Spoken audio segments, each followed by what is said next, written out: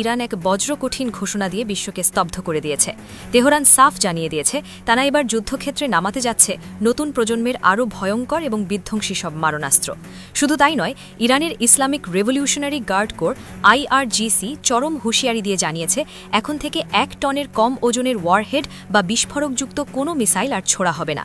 গত 28 ফেব্রুয়ারি 2026 ইসরায়েল ও যুক্তরাষ্ট্রের যৌথ হামলায় ইরানের সর্বোচ্চ ধর্মীয় নেতা এবং শীর্ষ সামরিক কর্মকর্তাদের মর্মান্তিক মৃত্যুর পর থেকেই জ্বলছে পুরো অঞ্চল। টানা 13 দিনের হামলা পাল্টা হামলায় যুদ্ধের উত্তাপ যেমন বাড়ছে তেমনি বাড়ছে অনিশ্চয়তা।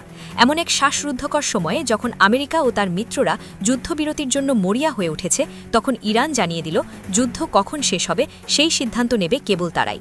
কিন্তু প্রশ্ন হলো, কোন শক্তির বলে ইরান সুপার পাওয়ার আমেরিকা ও ইসরায়েলকে এমন দম্ভভরে চ্যালেঞ্জ জানানোর সাহস পাচ্ছে? মধ্যপ্রাচ্যে চলমান উত্তেজনার মধ্যে ইরানের শীর্ষ নেতারা স্পষ্ট ভাষায় জানিয়ে দিয়েছেন যুদ্ধবিরতির প্রশ্নে তেহরান আপাতত কোনো নমনীয় অবস্থানে যাচ্ছে না। ইরানের পার্লামেন্ট স্পিকার মোহাম্মদ বাঘের গালিভভ যুদ্ধবিরতির সম্ভাবনাকে এক প্রকার নাকচ করে দিয়ে বলেছেন ইসরায়েল প্রায়ই যুদ্ধ, আলোচনা, যুদ্ধবিরতি, পুনরায় যুদ্ধ এই চতুর চক্র ব্যবহার করে পুরো অঞ্চল নিয়ন্ত্রণের চেষ্টা করে। ইরান এবার নতুন প্রজন্মের অস্ত্র এবং শক্তি প্রদর্শনের মাধ্যমেই সেই চক্র ভেঙে শত্রুকে থামাতে এবং দীর্ঘমেয়াদী নিরাপত্তা নিশ্চিত করতে চায়। একই সুরে গর্জে উঠেছেন ইরানের সর্বোচ্চ নিরাপত্তা পর্ষদের সেক্রেটারি আলী লারিজানি। তিনি বলেন, যুক্তরাষ্ট্র ও জায়নবাদী শাসক গোষ্ঠী ইরানি জাতির হৃদয়ে যে আগুন জ্বালিয়েছে, আমরাও তাদের হৃদয় একইভাবে পুড়িয়ে দেব।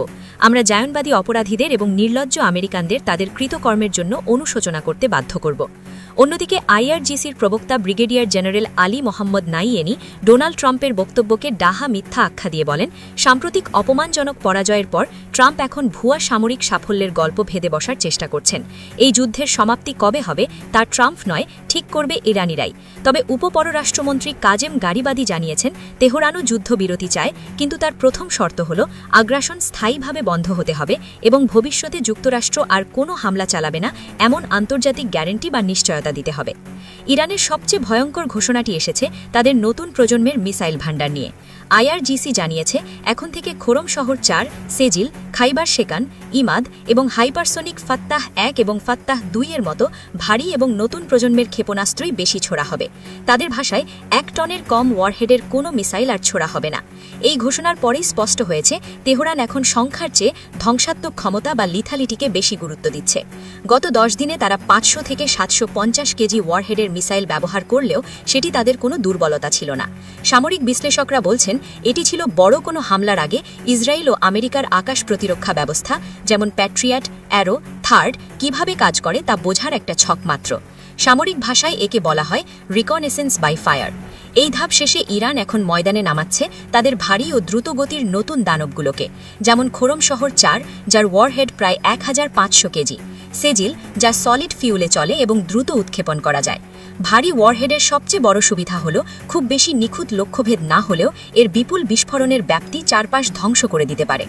আগে যদি 350টি মিসাইল 500 কেজি ওয়ারহেড বহন করত তবে মোট বিস্ফোরক হতো 175 টন, কিন্তু এখন যদি মাত্র 50টি খোরম শহর 4 বা সেজিল মিসাইল ছোড়া হয় এবং প্রতিটিতে 1 টনের বেশি ওয়ারহেড থাকে, তবে ধ্বংস ক্ষমতা হবে বহুগুণ বেশি ও ভয়াবহ।